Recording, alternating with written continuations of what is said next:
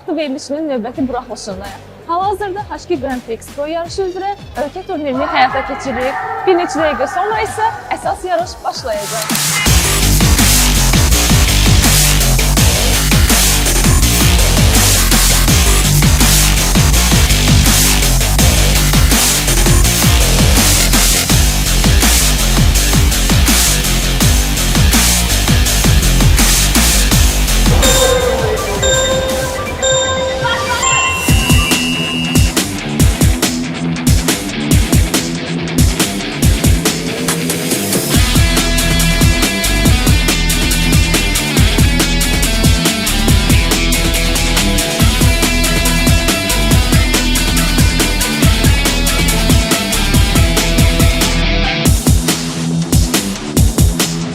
Gördüğünüz kimi hər bir komanda birinciliği əldə etmək üçün gərgin şəkildə mübarizə aparır.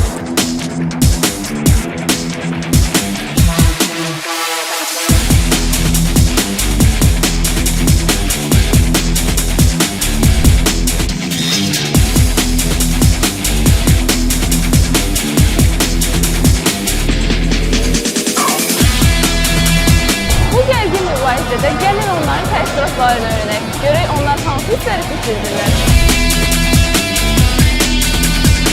Biz komandasıyıq, Tovuzdan gəlmişik. Bizim komanda hal-hazırda çox yaxşı gedirik. Birinci yeri irəliləyirik. İnşallah belə davam eləyər. Gözəldir. Yarış, öyrən, əylən, sistem vaxtı.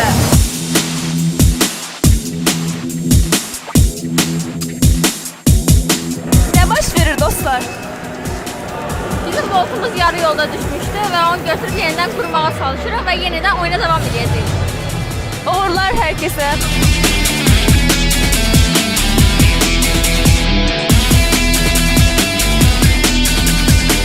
Dostlar, işleriniz necə gedir? Hal-hazırda bizim təşərimizin razvalı olduğuna görə onun üzərində işləyirik və bu yarışı da qalib olacağımıza inanırıq. Uğurlar dostlar. Təşəkkürlər.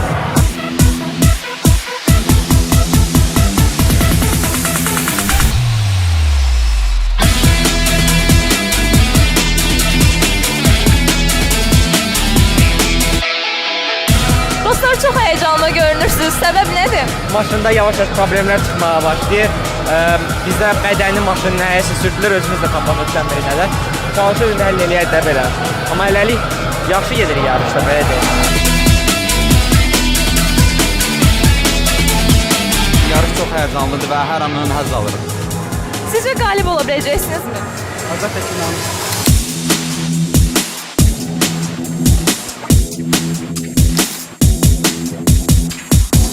Herkes birinciliği əldə etmək üçün gərgin mübarizə aparır.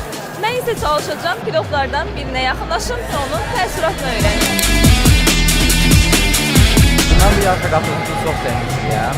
Ümid edirəm ki, birinciliyi özüm əldə edəcəm. Çünki mən çox təhlükəli və nizamla sürürəm. Yarış çox maraqlı keçir. Belə də davam edəcəyini ümid edirəm.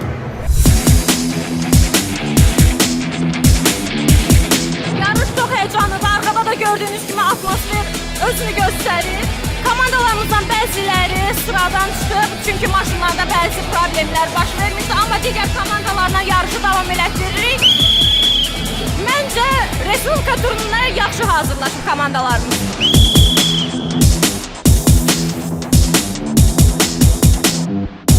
Tamam dostum. Niye gərginsən? Maşının motor tez-tez qızır, öncə tez-tez pin stopa çıxmalı oluruq. Səncə qalib gələ biləcəksiniz? Gələcək. Uğurlar.